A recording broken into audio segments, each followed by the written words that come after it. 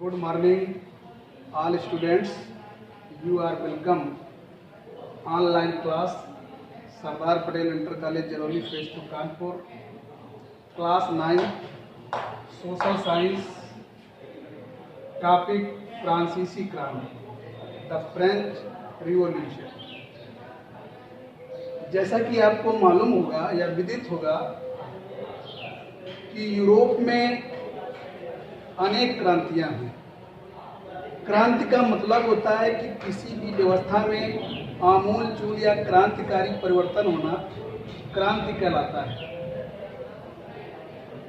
Europe में सबसे पहले इंग्लैंड की क्रांति हुई, जो कि 1688 में जेम्स द्वितीय के शासनकाल में हुई। इसके बाद 1775 में अमेरिका की क्रांति हुई। 1789 में फ्रांस की क्रांति हुई और 1917 में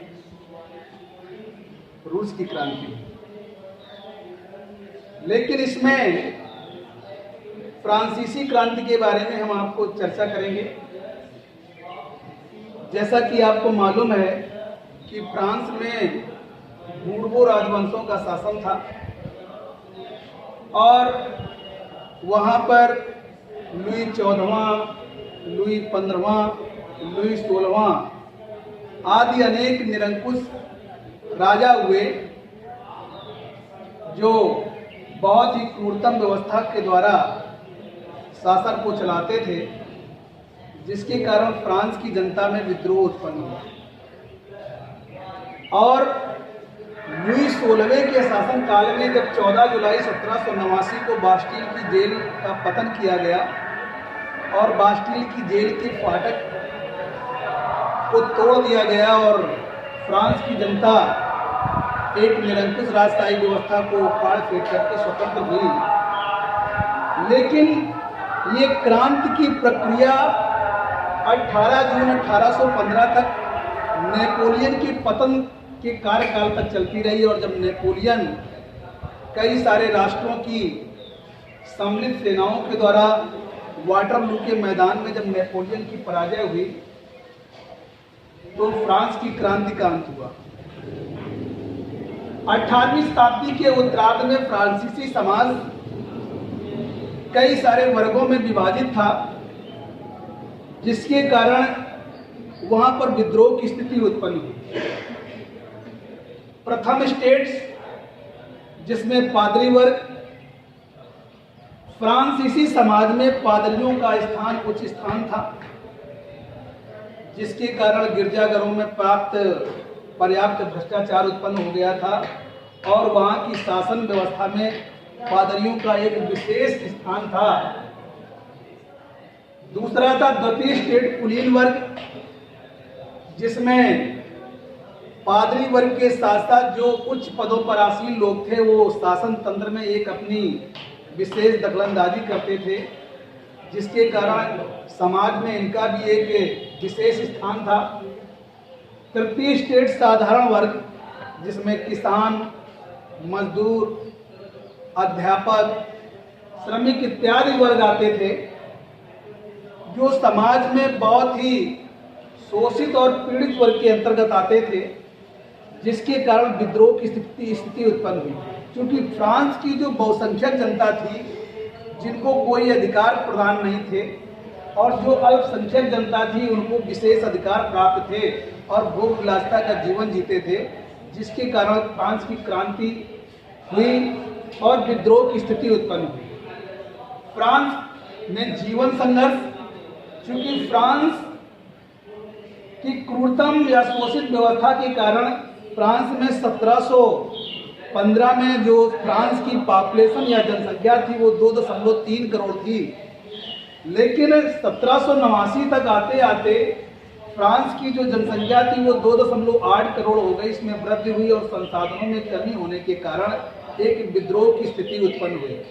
जैसा कि आपको मालूम होगा कि फ्रांस में लोगों को भूखे मरने की नौबत आ गई थी। और जब लोग वहाँ पर भूखे मर रहे थे तो लोग अपने खाने के लिए जब मांगते थे तो वहाँ के राजा ने कहा था कि अगर रोटियां नहीं मिलती हैं तो ब्रेड खाओ। लेकिन जिस जनता को रोटियां ना मिल रही हो, ब्रेड कहाँ से प्राप्त हो। लेकिन क्रूरतम व्यवस्था की एक ऐसी व्यवस्था थी कि रोटियां न मिलने के कारण वहाँ के प्रशासकों ने कहा कि रोटियां नहीं मिल रही तो ब्रेड खाओ।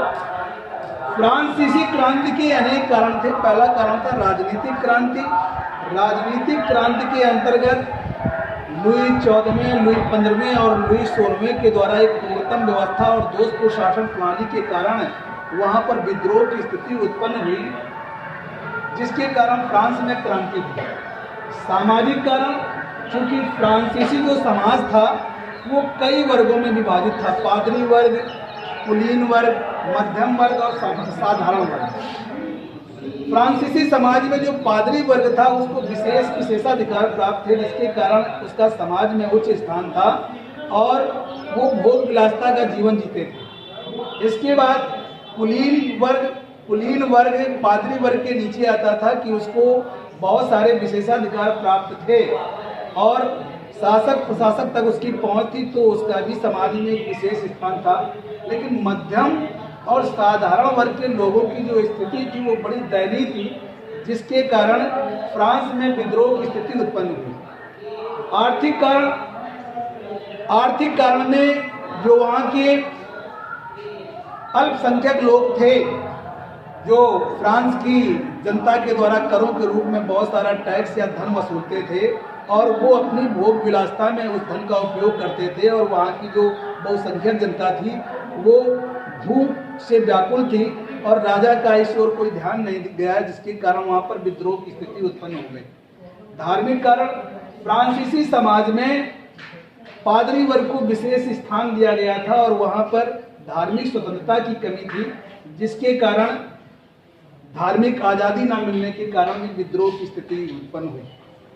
दार्शनिकों का प्रभाव, फ्रांसीसी क्रांति में अनेक सारे विचारक जो हुए, रूसो, हाब्सबर्ग, इन्होंने वहाँ पर एक क्रांति की अलग जगाने के लिए अपने विचारों के माध्यम से वहाँ की समाज में प्रेरणा भरने का कार्य किया, जिसके कारण फ्रांस में क्रांति हुई और अंततोगत्वा 14 जुलाई 1789 को बास्टील की जेल के पतन के साथ ही फ्रांस में क्रांति की शुरुआत हुई और 18 जून 1815 तक नेपोलियन के पतन के साथ ही फ्रांसीसी क्रांति का पट्टाक्षेप हुआ। थैंक्स।